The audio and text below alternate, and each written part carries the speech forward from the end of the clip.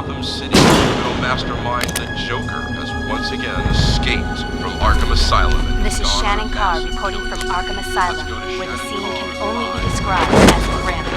2 guards brutally beaten, and criminal mastermind the Joker has escaped from his maximum security holding cell. At this time, Dr. Harley Quinn is still missing. Police Chief James Gordon could not be reached for comment.